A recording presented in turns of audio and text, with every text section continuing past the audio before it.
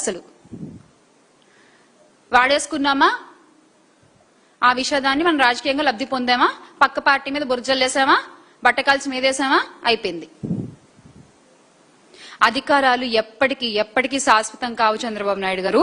అలాగే కేసులు, అరెస్టులు, బెదిరింపులతో కొంతకాలం గొంతు నొక్కచ్చు. కానీ ఎస్, ఈ రోజున్న సోషల్ మీడియా జమానాలో ఈ రోజు ద యంగ్ జనరేషన్ అంతా కూడా పాలిటిక్స్ లో ఇన్వాల్వ్ అయ్యి ప్రతి క్షణం ఏం జరుగుతోంది వాళ్ళ చుట్టుపక్కల అనేటువంటి ఒక కామన్ సెన్స్ తో వాళ్ళు పాలిటిక్స్ ను అబ్జర్వ్ చేస్తున్నారు, అర్థం చేసుకుంటున్నారు. So you can't cheat Gen Z and you can't cheat the current generation. మీ కాలంలో చెల్లినట్టుగా ఒక పేపరే కాదు కదా, మీ కాలంలో అంటే ఒకటే పేపరు, మీరు ఏం రాస్తే అదే వార్త. ఈ రోజు అలా కాదు కదా.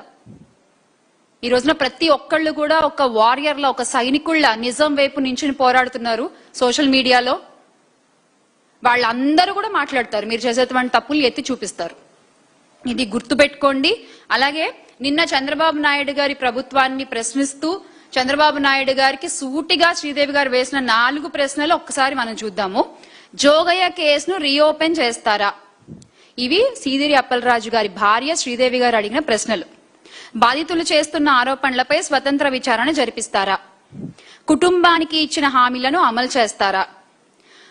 మా కుటుంబానికి అంటే సీదిరి అప్పలరాజు గారి కుటుంబానికి వర్తింపజేస్తున్న అదే చట్ట ప్రమాణాన్ని అధికార పార్టీ ఎమ్మెల్యే కుటుంబానికి కూడా వర్తింపజేస్తారా? ఈ ప్రశ్నలకి మీకు నిజంగా చిత్తశుద్ధి ఉంటే, దమ్ముంటే, ధైర్యం ఉంటే సమాధానాలు చెప్పండి, మాట్లాడుకుందాం. అప్పుడు తెలుస్తుంది అందరికీ ఎవరు న్యాయం కోసం పోరాడుతున్నారు, ఎవరు న్యాయం కోసం నిలబడుతున్నారు, ఎవరు ప్రమాదాలని కూడా రాజకీయ కక్ష సాధింపుల కోసం వాడుకుంటున్నారు అన్నది క్రిస్టల్ క్లియర్ గా అందరికి అర్థమైపోతుంది.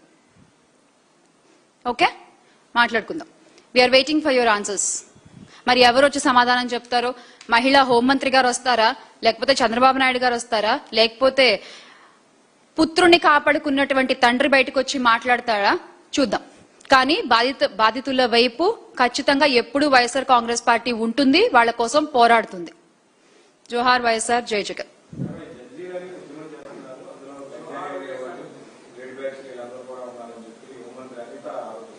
సారీ ఏంటన్నా?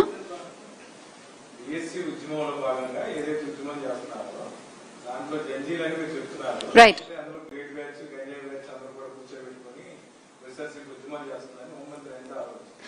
మీరు చూస్తే గనక ఇలాంటి ఒక స్టేట్మెంటే జెన్జీకి సంబంధించి నేషనల్ వైడ్ గా కంగనా రనౌత్ గారు చేశారు.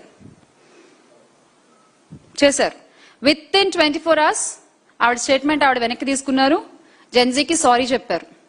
ఎవరితో అయినా పెట్టుకోవచ్చు, కానీ ప్రెసెంట్ యూత్ తో పెట్టుకుంటే చాలా కష్టం, దాని పర్యవసానాలు చాలా గట్టిగా ఉంటాయి. మరి ఈ రోజు అనిత గారు మాట్లాడిన ఈ మాటకి అతి త్వరలోనే ప్రస్తుత యువత అంతా కూడా సమాధానం చెప్తారు. Thank you.